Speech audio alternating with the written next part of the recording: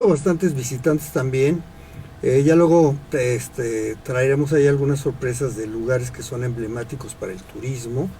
Los vamos a ir viendo poco a poco, pero por ahora, para los que estén de vacaciones, tanto que sean de San Miguel de Allende, como para los que nos estén visitando desde otras partes del mundo, del país en San Miguel de Allende, les tenemos un programa dedicado para que traten de revisar qué hay más allá de la fachada de la parroquia. Y este lugar además es emblemático porque está justo en la plaza principal. Es una de las casas más emblemáticas de la época virreinal del siglo XVIII, de los 1700, y nos referimos a la casa principal del mayorazgo de la Canal, que es realmente excepcional. Esta está ubicada en Plaza Mayor, bueno, se llama Plaza Principal y calle de Canal, en el número 4, exactamente. Muy bien. Y bueno, vamos pasando algunas imágenes y tenemos 3 exposiciones, en las 4, bueno, 5 en realidad, en la casa. Yo creo que ha sido un tino ahora, Laura, que de unos meses para acá cambió la administración y ahora se ha abierto la casa.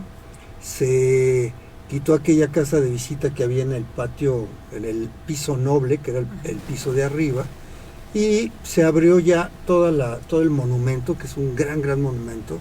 Se abrió a la visita de la gente. Y bueno, realmente es un gran sitio. Y tenemos en la parte, bueno, es una casona para los que no nos están viendo, es una casona que al interior realmente tiene 3 niveles. El piso bajo, que era el de las bodegas, el de las tiendas, el de las caballerizas, el de la servidumbre.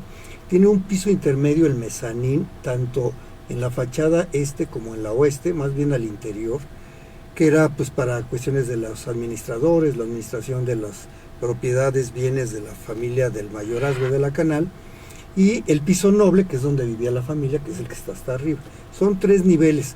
Ya luego hablaremos en otro programa, pero es bien interesante porque en la calle de Canal se ven 3, pero en la plaza principal 2. Y uno se enmascaró precisamente. No sé si te llegó a pasar cuando estaba Banamex ahí y que las oficinas, que las oficinas entrabas al mezanín. Claro. Estaba ahí arribita, claro, sin ventanas, ¿no? Que era sin ventanas hacia la plaza. Podías subir, hacer lo que tú tenía, lo que le ibas, ¿no? Pero podías apreciar, se alcanzaba a ver desde ahí. Así es. Bueno, en el piso hay 3 pisos. En el primer nivel hay 2 exhibiciones que son muy buenas. Todos sanmiguelenses las debería de conocer. Una de ellas habla precisamente de la evolución de esta casa, que hoy es una casa de cultura del Fomento Cultural Banamex. Cuando se fundó el Fomento Cultural de Banamex, cuántas casas históricas tienen. Tienen la casa solariega de Montejo, que está allá en Mérida. Bueno, solariega es como aquí la casa solariega también de los de la Canal, que es el Instituto Allende, que hoy en día están en la ciudad, pero en aquellas épocas era, vives hasta estás allá por la casa de Canal o el Instituto Allende, decías, qué lejos. Lejísimos. No, vivo en San Antonio, dices, no manches, lejísimos, ¿no? En fin, está también la otra casa en Durango, que es la casa, ahorita se me viene el nombre, que es una casa bellísima también, Aguayo me parece que se llama, ahorita me recuerdo. Y desde luego en la Ciudad de México tienen la mal llamada Casa de Iturbide, que en realidad fue el palacio de los marqueses de Jaral de Berrio y San Mateo Valparaíso. Curiosamente, su casa de visita, tenían muchas haciendas estos señores, la gran hacienda Jaral de Berrio, allá por San Felipe, frontera con San Luis Potosí, pero se quedaban en San Miguel, donde está la casa que está en la esquina de Correo con Recreo, donde está el Cumpaño, donde está el Paño, todo eso, que la están, por ciento, ahí interviniendo ahorita. En fin, esta casa del mayorazgo de la Canal está descrita primero, creo que es Fomento Cultural Banamex, que es interesante. Tienen otra casa, la casa de San Mateo Valparaíso, que también es bellísima en Ciudad de México, en fin. Y luego enfrente hay una exhibición, Laura, muy padre, interactiva, que nos habla de la casona Banamex, más el contexto del virreinato en San Miguel de Allende. Súper interesante. Tiene 2 o 3 datos que yo aquí me voy a permitir comentar, que no estaría muy de acuerdo con ellos, pero bueno, lo demás está impecable, la verdad está padrísimo. Y luego tiene 3 exhibiciones temporales, que de esas vamos a hablar un poquito después. Una es sobre un coleccionista de arte y de antigüedades, que es Rivero Lake, y bueno, nos presenta una colección de guadalupanas excepcional. Luego hay una de arte mazahua, por una diseñadora muy interesante también, Isabel Quintana, los diseña, pero los tejidos los hacen... Son los textiles. Los textiles los hacen las indígenas mazahuas, híjole, no sabes qué belleza, qué excepcional. Las 3 son buenísimas. Y en la parte alta, Jan Hendricks, artista plástico holandés, que ha estado radicando incluso en México, en San Miguel, hizo obras, serigrafía para el Charco del Ingenio alguna vez, en fin, un súper artista, son 3 excelentes. Pero si nos apoyan ahí con imágenes, por favor, producción, vamos viendo, esta por ejemplo es de Jan Hendricks, y esta ya, ahorita se las vamos a ir platicando, pero vamos a comentarles un poquito de la historia de la Casa del Mayorazgo de la Canal. La construcción del soberbio palacio de la familia Canal debe ligarse al primogénito de don Manuel Francisco Tomás de la Canal y Bueno de Baeza, y doña María Josefina de Hervas y Flores, a saber, don José Mariano Loreto de la Canal y Hervas. Además de ser una joya arquitectónica, este palacio ha sido testigo de importantes sucesos políticos y sociales. Previo a la independencia de México, el mayorazgo, don Narciso María Loreto de la Canal, tercer descendiente de esta rama y coronel del regimiento de los Dragones de la Reina, se había relacionado con don Ignacio Allende, los Aldama y otros criollos conspiradores, uniéndose a la causa libertadora. A finales de diciembre de 1808, organizaron una junta secreta que llegó a reunir a más de 60 conspiradores de ideología criollista, quienes en ocasiones se reunían en el Palacio de la Canal. Al abandonar los insurgentes la población de San Miguel en septiembre de 1810, la villa fue ocupada por las fuerzas realistas. Fue entonces cuando la mansión de la familia Canal fue saqueada y prácticamente destrozada. Tiempo después, el señor de la Canal fue enviado a Querétaro y encerrado con otros presos. Murió su esposa y más tarde, en 1813, don Narciso falleció en la queretana casa de su amigo el marqués del Villar de Águila. Todos sus bienes, incluso el palacio familiar de la Canal, fueron confiscados. El reino de la Nueva España estaba moribundo. En el siglo XIX, la mansión fue transformada en el hotel, por cierto llamado Hotel Allende. Después hotel, ya en el siglo XXII, la mansión pasó de nueva cuenta a manos de parientes, en este caso de la familia de don Albino García, en 1981. Esta familia vendió el Banco Nacional de México, el inmueble. La restauración se llevó a cabo 2 periodos, 1981, 1985 y 1997-1998. Después de un laborioso proceso de rehabilitación, adecuación, limpieza y restauración de los espacios correspondientes al patio principal, el Banco Nacional de México, a través del Fomento Cultural Banamex, abre las puertas de la Casa del Mayorazgo de la Canal para que opere como la Casa de la Cultura City Banamex. Esta es parte de la historia. Decir entonces que bueno, ahí vivió el primer mayorazgo, fue el hijo primogénito de Tomás de la Canal, Mariano de la Canal. Y entonces es a partir de ahí que ya empieza a nombrarse esto como el Palacio del Mayorazgo de la Canal. Y esos son datos interesantes para que entiendan. Prácticamente toda la gente que vivía en torno a la plaza principal fueron criollos conspiradores. Uh-huh. Y la conspiración no nada más fue en la casa de Domingo Allende o en la de Allende, o algunas pláticas en en el cuartel del tercer regimiento de los Dragones de la Reina, sino también en casas como estas, ¿no? O sea, de que tiene historia, tiene historia. Fue hotel, como bien lo dicen aquí. En el 20, la familia de Albino García, que era un connotado ahí abogado de esa época, pues bueno, adquiere la casa, pero se empieza a deteriorar y se vende por ahí de los 80s a Fomento Banamex, y es así como un resumen muy rápido.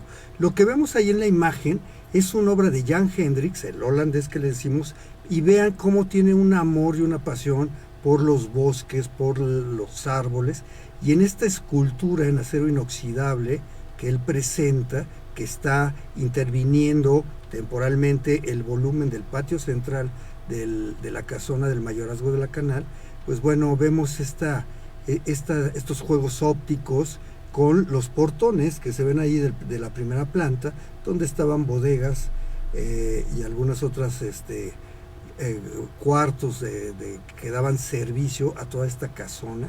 Y bueno, es una escultura realmente interesantísima. Y pasando a la siguiente, por favor, a la siguiente imagen, pues bueno, ya nos vamos al segundo piso, Laura. Donde está esta belleza de las vírgenes, ¿verdad? Donde está esta belleza de las vírgenes. Rivero Lake, bueno, vayan y tienen unas fichas ahí además impecables, que son muy muy bonitas, las fichas muy bien hechas, y entonces vale la pena que visiten el lugar y que lean un poquito. Entonces Rivero Lake, para muchos ha de ser de los 5 mejores coleccionistas de todo el continente americano. En el Museo Franz Mayer, por ejemplo, que está especializado, otro gran coleccionista fue Franz Mayer, el propio Franz Mayer, en otras épocas. Rivero Lake vive todavía, desde luego, ¿no? Y es un coleccionista, de verdad de mucha envergadura, y tiene una colección sobre vírgenes guadalupanas, y las enmarcó en algunos altares o retablos más bien de madera que él también ha coleccionado. Y entonces pues es súper interesante ver de alguna manera la evolución de la plástica y la imaginería plasmada en pintura de la Virgen de Guadalupe, ¿no? Ahí estamos viendo una de estas que es súper interesante, donde vienen ahí, aparecen arcángeles, América siempre vista como una mujer, fíjate, curiosamente, exacto. Y Europa, pues bueno, ahí con rosas de Castilla, ¿no? Parte de la aparición. Rosas de Castilla en América pues no había, pero bueno, esto fue un milagro en la tradición católica, ¿no? Por eso está ahí, y es una Virgen Guadalupe coronada, y bueno, el retablo también es fantástico, ¿no? Ahí vemos un ángel central arriba de la Virgen, precisamente en madera, más con el perfil de cómo era la escultura y la pintura de lo mexicano.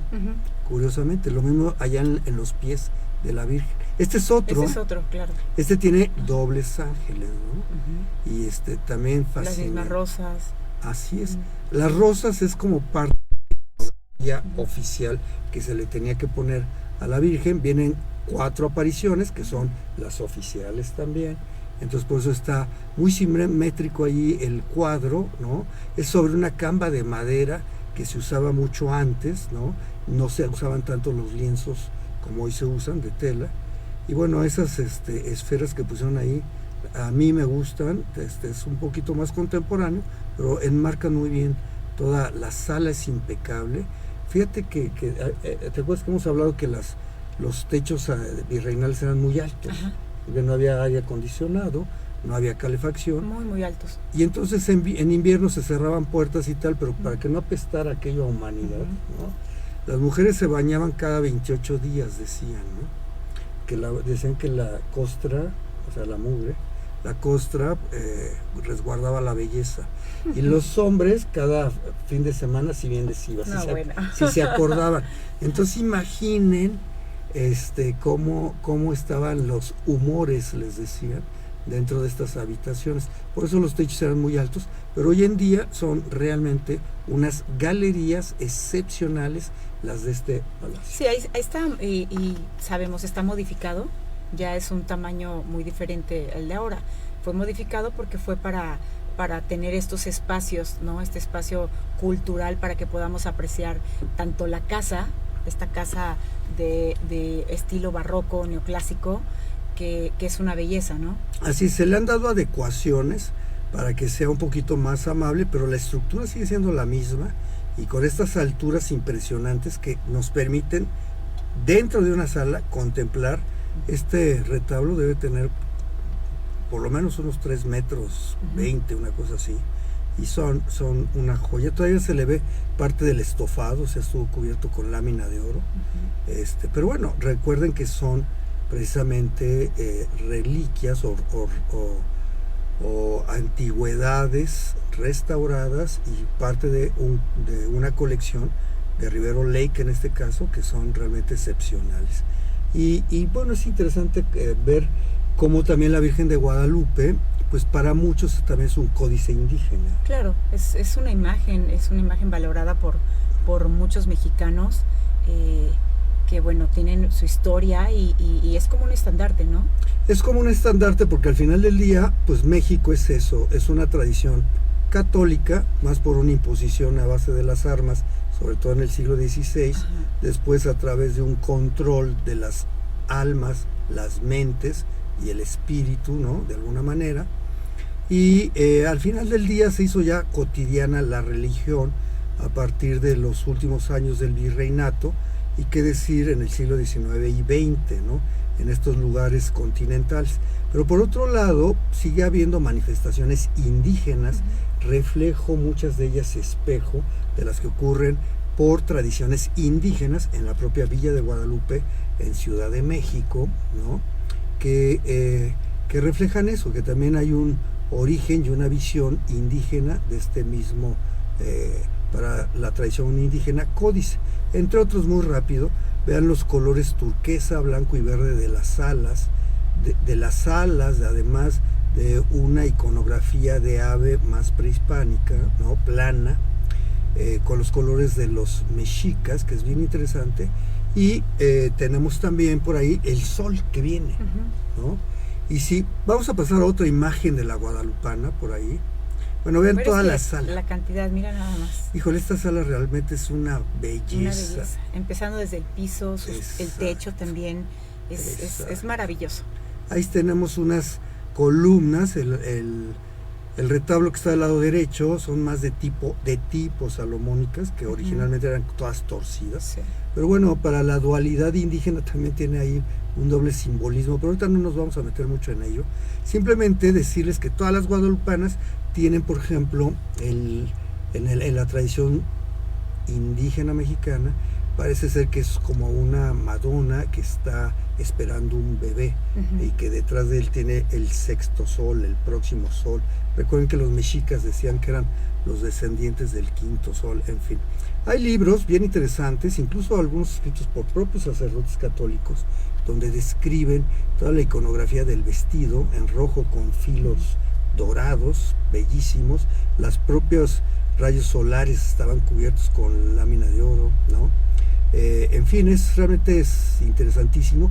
Y bueno, para aquellos que están a lo mejor alzando las pestañas ahora por esto que estamos comentando, hay un libro de la época virreinal, nada menos y nada más que de Miguel Cabrera, que hace un análisis del lienzo.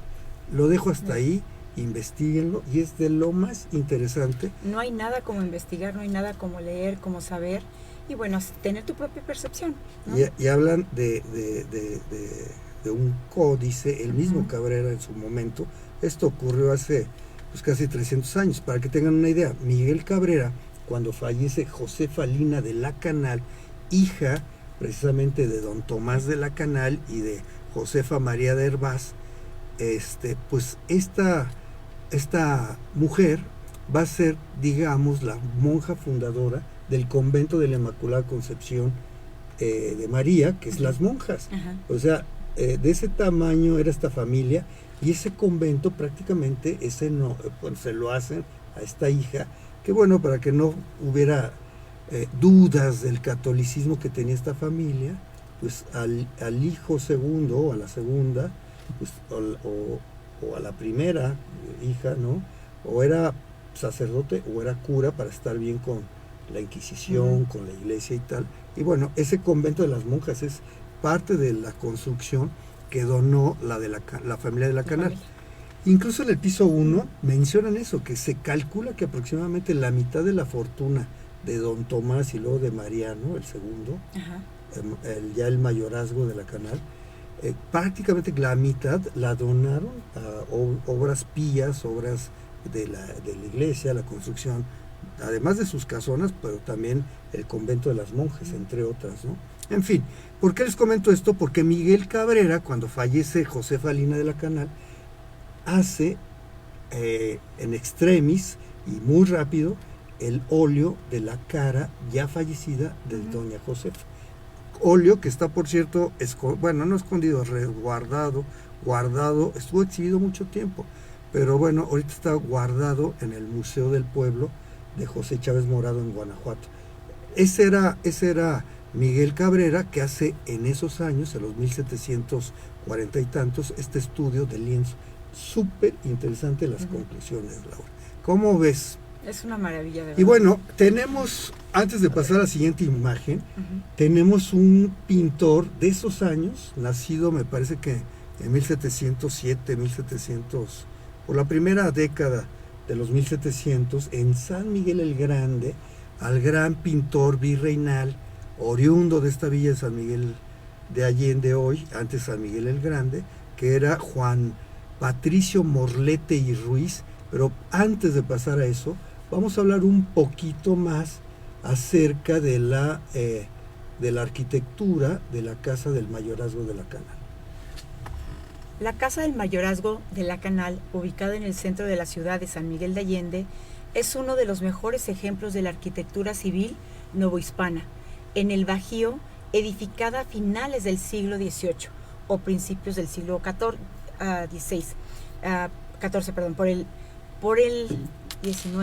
por el encargo de don Manuel Tomás de la Canal y su hijo Mariano. Esta casa es de estilo arquitectónico barroco, familiarizado con la tradición italiana y francesa de los siglos XV, XVI y XVIII, combinada con la herencia local. La casona de la familia Canal ocupa un terreno que mira por el rumbo del oriente de la plaza, en tanto que en el costado norte pasa la calle Real. En el frente que da a la plaza se observa una danza de 6 arcos de medio punto que descansan sobre pilastras monumentales, de lo que resulta un estupendo portal. Mientras, la fachada que da a la plaza se caracteriza por su regularidad y por tener abierta la parte baja, que corresponde al portal imitado con una arquería, la otra llamada la atención por ser más cerrada y con una distribución más libre de todos sus elementos, entre los que destaca de manera espectacular la portada, que tiene una serie de símbolos que al leerlos revelan el prestigio social y la riqueza alcanzados por la familia. Así es, y bueno, seguimos en esta imagen. Hay una imagen para los que nos están escuchando, donde se ve cómo la estructura es la misma. Incluso está la viguería de madera de encino con tejamanil. El tejamanil son como laminitas de madera de pino que están entre las vigas y lo que sería el techo. Pero ahí se ve el gran arco, fajón, o sea, es un arco, bueno, más bien es un arco sostén que está a la mitad de esa techumbre, y esa es la altura original de la casa. Claro, se montaron mamparas para hacer el posterior montaje de estos óleos, ¿no? El piso impecable también. En fin, es un salón maravilloso. Este está en el mezanín. Y bueno, si pasamos a la siguiente imagen, decirles nada más que, bueno, dicen que es de estilo barroco. Bueno, ahí luego nos peleamos, tendremos luego otro programa para decir que realmente a partir de 1700, que muere el último rey Habsburgo y el primer rey Borbón, precisamente Felipe V, van a tratar de imponer el neoclásico. De hecho, la fachada, sí hay muchas pilastras. Las pilastras son, hagan de cuenta, pilares, pero que están pegados a la pared. Y las columnas, que hay 2 columnas en la entrada principal, son cuando tú puedes rodear la torre. Entonces también hay columnas y pilastras. En fin, ya luego nos metemos ese a ese boleto. Pero aquí estamos viendo una obra maravillosa de Juan Patricio Morlete y Ruiz, que son muy pocas las que se pueden ver públicamente. La mayor parte de ellas están en colecciones privadas. Y es un pintor de primer orden, sanmiguelense, estuvo como aprendiz en talleres como el de Villalpando, entre otros, ¿no? Se le ve la luz que pone.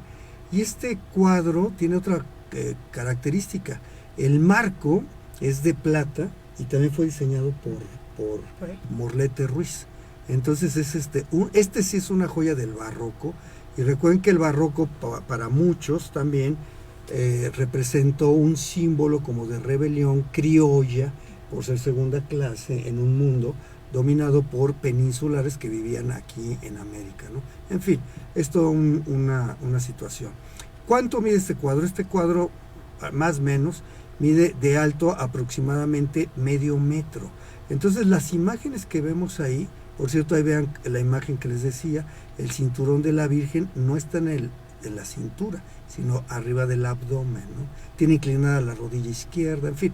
Eso luego nos metemos, trataremos de hacer un programa solamente sobre la iconografía de la Virgen de Guadalupe, en función a investigaciones de muchas personas, entre otros Cabrera y algunos otros sacerdotes del siglo XX, incluso con fotografía de la NASA, que son súper interesantes, pero ese es otro tema. Aquí lo que vemos en este cuadro, vean, ahorita vamos a entrar, es la descripción general del cuadro. Está la Virgen de Guadalupe al centro, con mucha luz. De hecho, detrás de la Virgen misma hay un color blanco espectacular, ¿no? Sí, que es como si fuera, bueno, a mí yo percibo como si fuera ahí la luz, pero nubes. Así es, ¿no? Son nubes de luz, tienes toda la razón. De hecho, las nubes se van oscureciendo conforme van hacia los lados y hacia las esquinas. Y luego tenemos 5 microtemas, ¿no? Podrían ser 8, donde está el Papa. Ahorita lo vamos a ir describiendo todo esto, enfrente de una indígena que representa a México, América, ¿no? Lo femenino. Y luego tenemos las 4 apariciones, y en la parte alta del óleo hay otros 3 temas de 3 milagros que a partir de ellos se supone que el Vaticano aceptó que sí era una Virgen milagrosa y que sí era una advocación de la Virgen María, ¿no? Entonces les digo, esto mide unos 50-60 centímetros y es súper interesante ver los detalles. Ve. ¿Qué cosa? O sea, ese cuadro que ahorita tenemos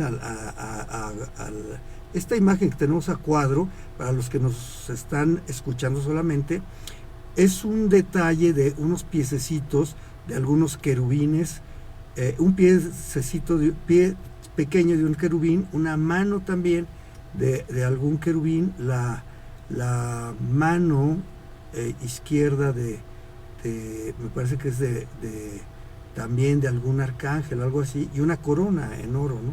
Con un detalle impresionante, ¿no? Un juego de sombras, tal. Esto es muy barroco, ¿no? Es todavía parte de lo barroco, y la luz a un lado de lo que mencionabas, Laura, esa luz blanca, ¿no? Pasamos a otro detalle, y vean, este es maravilloso, ¿eh? Aquí ya lo tenemos más de cerca, vamos volviendo a ver dónde está. Estamos tratando de buscar esa corona y ese pie pequeño. Fíjense, la mano es de un santo, de San Pedro. Ya lo ve con la mano derecha carga sus llaves y en la izquierda está sosteniendo la corona. Arriba está el querubín con su pie, ¿no? Su pie derecho. Y la otra mano me parece que debe ser San Pablo, que está también sosteniendo la corona. San Pablo y San Pedro son los doctores de la iglesia. Y bueno, es realmente un detalle impresionante. No recuerdo qué papa era el de aquella época, pero tiene una especie como de gorro, sombrero, que se llaman trianas. Y esas trianas se supone que son 3 anillos de oro, y es un como gorro alto, muy alto, un sombrero alto que usan los papas. Y estas trianas, también les dicen, se me fue el nombre, estos 3 aros son coronas, y representa que es es el sumo sacerdote de la Iglesia Católica, es la corona que está arriba. La otra, la de abajo, quiere decir que es el supremo pastor de almas también, y la de en medio simboliza que es el supremo maestro, ¿no? Y enfrente tenemos ahí a una indígena, una especie como de penacho, ¿no? Exacto. El vestuario. Ajá, el vestuario que representa América. Ahí tienes el águila. El águila está en sobre el nopal. Sí, exacto. Qué detalle, abajo, ¿no? en la esquina. Todo esto. En fin, nos está hablando de que, bueno, el patriarca, ¿no? Claro que es misógino el cuadro, claro, pero es de ese contexto, ¿no? Entonces el patriarca está bendiciendo a la América porque ya tiene una nueva Madonna, oficialmente advocación de la Virgen María, y nos presenta ahí los milagros, ¿no? ¿Qué te parece Es sensacional, de verdad, es una joya. Es una joya. Y enmarcado en plata, bueno. Sí, vale la pena que la visiten. Por cierto, si la visitan, la guía local, que es extraordinaria, le mandamos un saludo a una chica joven, pero tiene un conocimiento y una disposición sensacional. Ella les puede acercar un poquito más de datos, incluso algunos de los custodios, de las custodias. Gaby, también te mandamos un saludo. Tienen una disponibilidad excepcional, luego que es un trabajo durísimo, claro, ¿cómo no? Están parados todo el tiempo, están subiendo, bajando y atendiendo no siempre a los mejores turistas, ¿no? Exacto. Pero bueno, sí, mi reconocimiento claro. para el personal que atiende esta casa de cultura privada, que es maravilloso. Vamos a seguir en y se nos está yendo el tiempo, pero nada más queríamos poner uno de los close-ups de este milagro, mira. Estos son unos... es uno de los milagros, ¿verdad? Es uno de los tres que presentaron para que oficialmente pues, se reconociera esta advocación. Y en este caso es un naufragio, es un naufragio que me parece que pasa en los 1700 y tantos, ¿no? Muy famoso, donde le rezan a la Virgen de Guadalupe y toda la tripulación sobrevive al naufragio. Entonces, pues es maravilloso. Pero nada más lo que queremos comentarles es que es parte de esta miniatura. Esto que vemos a cuadro, para los que nos escuchan, pues bueno, se ven los detalles, la Virgen, el barco naufragando, los sobrevivientes por ahí, etcétera y tal. Bueno, esto no mide más de 20 centímetros de alto por unos... No, estoy exagerando, unos 15 centímetros de alto por unos 20, 22. Y sin embargo ve qué detalles. Y está cada detalle. Con mucho detalle. Muy rápido, pasamos a otra imagen. Ahí tenemos al Papa lo que tú con decías. su triana, ¿no? Que le dicen mitra a la que es plana, pero también se les conoce como mitra en general a los que exaltan a los obispos o a los papas, ¿no? El Papa pues es el obispo de Roma, de hecho es un obispo, ¿no? Más o menos en la jerarquía, pero bueno, como es el obispo de Roma, pues es el gran patriarca, en fin, y por eso tiene la triana, el supremo pastor, el supremo maestro y el supremo sacerdote de la cristiandad católica, ¿no? Seguimos con las imágenes, producción, por favor. Vean ahí el rostro de América, indígena, ahí medio barroco. La quisieron pintar, la verdad, como con una combinación, porque sí. Es lo que te comentaba, el vestuario, sí. No es como indígena, pero el vestuario es completamente español, ¿no? Pero qué detalle puso para poner ese bordado, ¿no? Exacto. Que es un bordado hibanado y a cruz. El holán, ¿ves en los brazos sí, al final? Sí, tienes razón. Que es bellísimo. Y tenemos el águila mexicana. Sí, arriba del nopal. Sí, con una estrella de y una corona. 8 picos, por cierto, que ya luego nos detenemos a los 8 picos. Sí. Y luego está la corona española sobre esta, que eso es súper interesante. En fin, pasamos a la siguiente, por favor. Ahí tenemos la figura central de la Virgen de Guadalupe, que tiene todos los detalles del hilo de oro. Entonces es maravillosa.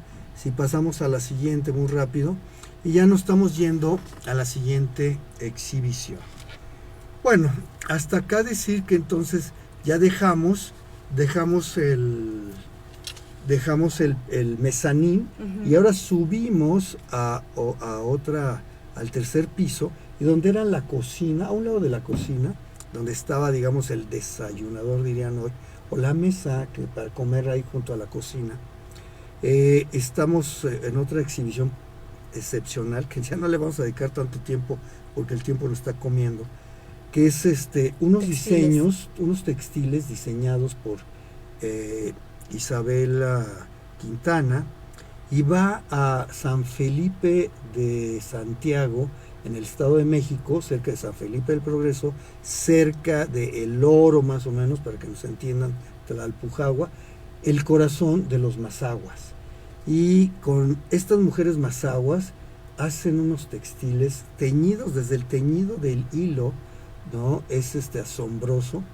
Y entonces van a hacer unos tejidos que son, híjole, excepcionales, sí. Espectaculares, porque a veces dices, es que en el rebozo se teje la seda y el hilo de seda es muy delgado, pero aquí, o sea, logran aquí desde es hacer lavado el hilo, y deshacerlo y luego sí, con las propias manos empiezan a hacer esos telares, esos tejidos, y los colores que utilizan son con flores de colores realmente naturales, ¿no? así Una es. mezcla. De hecho, una de las piezas tiene una leyenda que dice, qué bonito lloran los colores sobre la tela, ¿no? Porque tiñen y luego tienen que lavar después un poquito cuando ya bordaron, y entonces se tiñe así difuminadamente parte de la tela y luego se vuelve a dar otra lavada y desaparece. Pero bueno, es sensacional. La museografía es también extraordinaria, tienen unas descripciones de todo esto. Vayan, visítenla.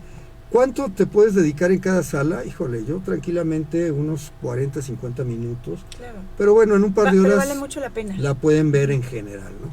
Y si pasamos a las imágenes, por favor, producción, Mira nada más. vean qué Sí. calidad de textiles. Estamos viendo un textil que tiene al centro una cruz y luego de esta cruz, una cruz en un bordado en color negro. Al centro, si se fijan, hay un centro con una X, con bordados rojos, ¿no? Ya luego hablamos de esa iconografía, pero bueno, de esa cruz, en las diagonales salen después, en hilo negro, dos líneas como interconectándose, como una procesión de dos dualidades, que tiene que ver mucho con lo indígena, perdón, ¿no? Pero en forma de X. Y entonces tenemos de nuevo las cruces verticales, las X de las que hemos estado platicando mucho, y alrededor tiene una especie como de nochebuenas, de flores, también tiene 8, y también tienen cruz vertical y las X, ¿no? Etcétera. En fin, es un bordado además con una simetría excepcional. A mí me habla mucho, me dice algo muy femenino. Súper femenino, ¿verdad? Tienes toda la razón. Bueno, porque hay aves también. Sí, las flores, y no las solamente aves. femenino, sino esto, primavera y verano. La fecundidad, ya hablan de ello en la ficha. Tienes toda la razón, porque ve, las flores están en botón, están apenas surgiendo, como, ¿no?, para abrirse, exacto. Exactamente. Bueno, esto para los que nos están solamente escuchando, está también enmarcado en otro bordado. O sea, nada más el puro marco de la tela es precioso. ¿Cuánto mide esta pieza? Más o menos unos 20 por 20. O sea, el detalle del bordado es impresionante. Pasamos a una siguiente, por favor. Aquí tenemos un diseño contemporáneo de Isabel Quintana. Tiene una procesión de aves, que es lo mismo que decías tú, hablando con la primavera, con los cantos, con el sonido, con lo que viven las mujeres mazahuas en San Felipe de Santiago, ¿no? Y tienen una especie como de nube, lluvia, con hilos también, ¿no? A partir de la urdimbre, que son las líneas verticales, en la parte alta, que sería el primer entramado, y ahí van descolgando, que es espectacular. El detalle de los ojos, Laura. Exacto. El detalle de los ojos. Si te fijas, a lo mejor te digo que sigo viendo ahí mucho toque femenino, no por algo el artista, pero si te fijas alrededor, bueno, más bien en el centro, son estas aves y están formando un corazón. Sí, que ¿no? son las que están en la base, tienes toda la razón. Y es tan femenino todavía que aparte en estas aves, en dos de ellas, encuentras, pues se puede decir a los hijos, ¿no? Sí, hay unas más pequeñitas. A los pequeños, ajá. Y además el diseño está como en una diagonal que nos va a formar dos triángulos. Es realmente bellísima la pieza. También son pequeñas, son piezas de no más de 20 centímetros por 20 por 15 por 20, una cosa así. Y entonces el detalle del bordado es extraordinario. Pasamos a la siguiente, por favor. Esta es de mis favoritas. Fíjate que a mí me encanta el azul. Y está Padrísima, de verdad. Es un azul de añil, Sí. precisamente. Ujú. Entonces es de donde sacan el índigo. Y depende qué tanto lo disuelvan o no en agua, ¿no? Entonces te va dando esas coloraciones, esos tonos. Y bueno, tienes desde azul oscuro, azul cobalto, azul cielo. Tienes por lo menos 3 tonos de azules y todos conjugados, ¿no? Y al final del centro tenemos un solo recuadro y luego vamos a tener hasta 9, casi 10 con el marco, recuadros alrededor. Ujú. La simetría de nuevo, el orden, la plástica, bueno, es una pieza sensacional. Y la base de todos estos bordados, amigos, para los que nos escuchen, es el entrecomillado, algodón. ¿Por qué entrecomillado? Porque el algodón es tan común en América, es americano el algodón, que lo despreciamos, pero es una tela de las esenciales, Sí. ¿no? El lino, pues bueno, nos vino del norte de África, o pasó por Asia Menor, etcétera, hasta Europa, ¿no? La seda, pues sabemos que es oriental, China, Filipina, tal, etcétera. Pero aquí tenemos orgullosamente el algodón, que es El algodón es una maravilla, de verdad, un algodón, todo el mundo estamos buscando, ya es muy difícil encontrar una pieza, una prenda 100% algodón, ¿no? Pero es una belleza. Así es. Bueno, todo esto ya está en la tercera, en el piso noble, que es donde vivía la familia de la Canal, ¿ok? Y luego en la parte oriente de este piso noble, que bueno, vale la pena que además de que vean la obra que está exhibida, maravíllense con la estructura de la casona. Es un salón espectacular, de verdad. Esos Así es. pisos de madera tan bien cuidados, la luz, ¿no? Que te Así ayuda a es. apreciar cada obra. Ahí tenemos la estancia y un salón principal. Entonces, antes de hacer a lo mejor algún evento, lo que sea, la gente quedaba en la estancia. Y luego ya se reunía, pues a lo mejor para leer poesía, a lo mejor alguna representación teatral, lo que fuera, tal. Entonces, por eso son 2 salas muy grandes. Una es la estancia y otra sería la sala principal. Como bien dices, se modifican, se ponen mamparas, no se ven los ventanales que dan a plaza principal, pero esta puerta que vemos ahí abierta, después de un piso de madera excepcional, ¿no? Amachimbrado perfectamente y tal, lo que vemos es precisamente la obra de Jan Hendricks, este holandés que es realmente genial. Pero bueno, siguiendo la estructura de la puerta tiene 2 hojas de madera bellísima, encinos, muy seguramente de los encinos de las partes altas del volcán de San Miguel o el de Támbula, ¿no? Y tenemos un testigo o una cala, le dicen los arquitectos, cuando quitan la pintura última para tratar de explorar cómo estaba decorada originalmente la casa, y es barroquísima la decoración, ¿no? Pero bueno, ahí está ya la obra de Jan Hendricks, que básicamente nos muestra una evolución de la serigrafía. La serigrafía es un proceso donde se ponen los detalles en una seda, en una malla de seda, y luego se le hacen unos procesos para que lo que tú dibujes pueda pasar la tinta. Y entonces en ese proceso luego le pones tinta encima de la malla, papel por debajo de la malla, la tinta arriba de la malla, y le pasas una pequeña espátula, y entonces la tinta va pasando a través de la malla y te va haciendo el diseño. Eso se llama serigrafía. Muy en general se las describí. Es mucho más complejo el proceso, obviamente, y es un detalle impresionante. Y por otro lado, Jan Hendricks le gusta explorar la vegetación. Por eso le fascina México, por su exuberancia. En esta foto pusimos ahí una persona no muy agraciada, pero la idea era que tuviéramos es muy buena foto, la escala humana. Ajá. Esta obra de Jan Hendricks es majestuosa. Debe de medir unos 2 metros 20 de alto, más o menos, y de largo deben ser más de 10 metros, 11 metros de largo. Y es algo así como acercarnos a un bosque. Cuando tú lo ves de lejos, Laura, pues te parece eso, ¿no? Un árbol, follaje, Exacto. tal. Y pues puede estar hecha de tinta, a lo mejor es un óleo, una cosa así. No, fue serigrafía, y luego en un taller en Bélgica, para empezar, la serigrafía fue con hilos de seda, y luego en un taller de Bélgica de nuevo le van a poner un bordado a ese diseño serigráfico, y entonces esto es un tapiz de lana, y sobre la lana se teje con seda, y la seda es pues plateada, ¿no? Y la lana es negra, y entonces da este contraste. Vamos a pasar a otra imagen que nos acerca más. Esta es ya la imagen sin el personaje, sin la escala humana que estaba ahí, ¿no? No había otra a la mano, por eso quedó esa. Y entonces vean, ustedes ven, y es un bosque, ¿no? Ajá. Ahí se ven los troncos, las ramas, tal. Vamos a acercarnos más con la siguiente imagen. Y ya empiezas a ver como que es un hilo, como que la corteza son hilos. Lo que aparece en negro, pues es que no hay nada, no hubo serigrafía ahí originalmente, y luego no hubo bordado sobre lana. Y pasamos a la última, por favor, a la siguiente. Y ahí vean ya el detalle del hilo bordado en la lana, ¿no? Es una maravilla esto.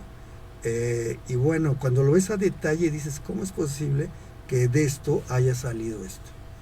Vamos a pasar a otro todavía más. Más se acerca. Ahí sí ya se ve. Sí, ya se aprecia. Se ve presente el bordado. En el bordado juegan básicamente dos líneas verticales, pero que están contrapuestas, yuxtapuestas, que sería la trama va a ser lo horizontal y el urdimbre lo que es vertical. Entonces ahí ya se ve cómo van los hilitos y cómo se fue bordando sobre estas tramas. La foto ya no se podía hacer tan cercana, pero también se ve esto en el tapiz negro. Es una joya, es una maravilla, ¿eh? Si van ahí al museo, platiquen con Fabi para que les explique más la técnica de todo esto, que es gloriosa, fabulosa. Pasamos a la siguiente imagen, por favor, porque casi nos estamos yendo. Y bueno, es parte del lugar, que mira qué maravilla. ¿Qué te dejan estas imágenes, Laura? Caminar por esa casona, de verdad, te transportas, te sientes en otro lugar, sí sientes la energía. Es un lugar espectacular, es un lugar para poder disfrutar, para poder apreciar, pero también para aprender de nuestra historia, de nuestra cultura. Hay un espacio que no mencionas, no sé si lo viste, si todavía sigue, hay un espacio pequeño que es especialmente para niños nada más. Sí. Las personas que andan buscando algo para los niños, sí, deberían de ir, porque de verdad está espectacular. Entonces, tú llevas a los niños y los niños también pueden tener esa conexión, esa conexión visual y aprender de su cultura. Pero no solamente eso, Laura, qué bueno que lo mencionas, te lo agradezco, porque en este verano tienen precisamente un taller de verano, un curso de verano. Wow. En esta casona lo atiende Fabi con una paciencia, wow, o sea, maravillosa, y hacen talleres de introducción al arte, introducción a la estética, ¿no?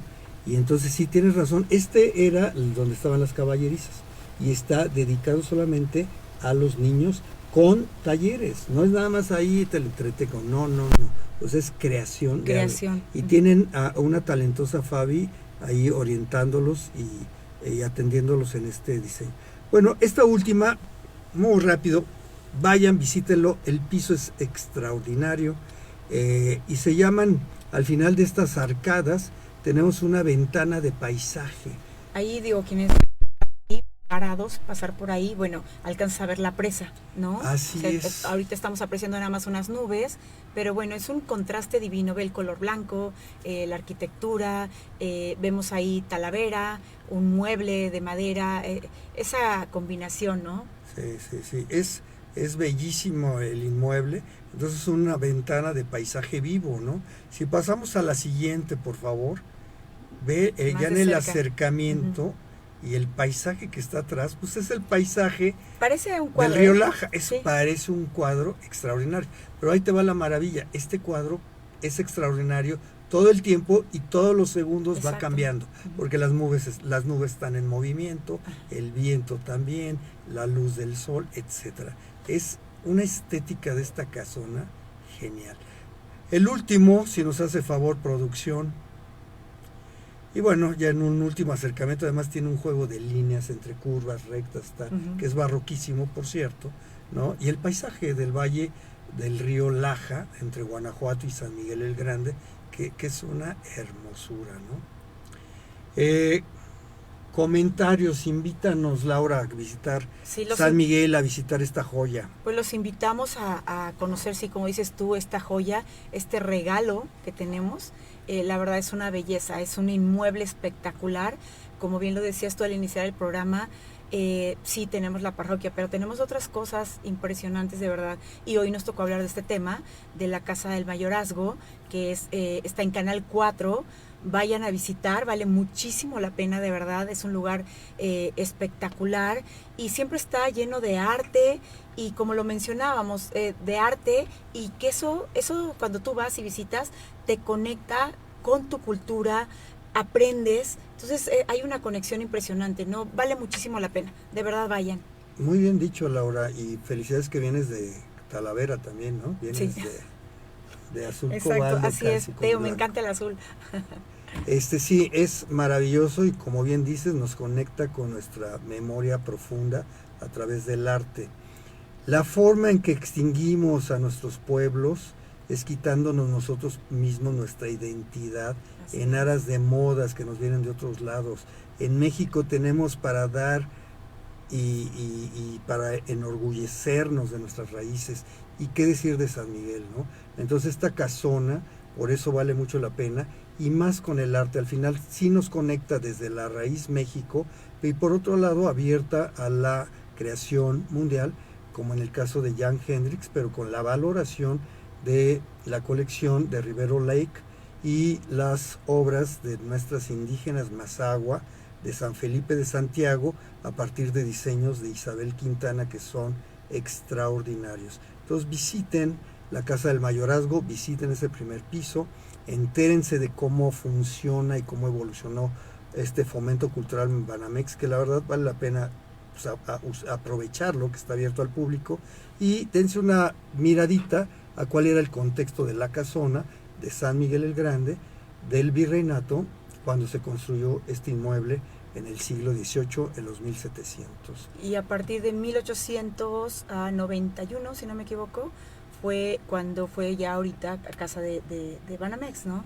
A partir del 81 la toma ya Banamex, y ya empiezan luego 2 periodos de restauración. Pero ahí está toda la historia, como tú lo dices, tú entras y está plasmada. Tenemos muy bien detallada, una museografía de primerísima, porque en un lado, en la parte de arriba, te van mencionando alguna crónica del banco en general, que fue el primer banco, por cierto, fundado en México, y en la parte de abajo te van hablando de las partes culturales, ¿no? Entonces la museografía está padrísima.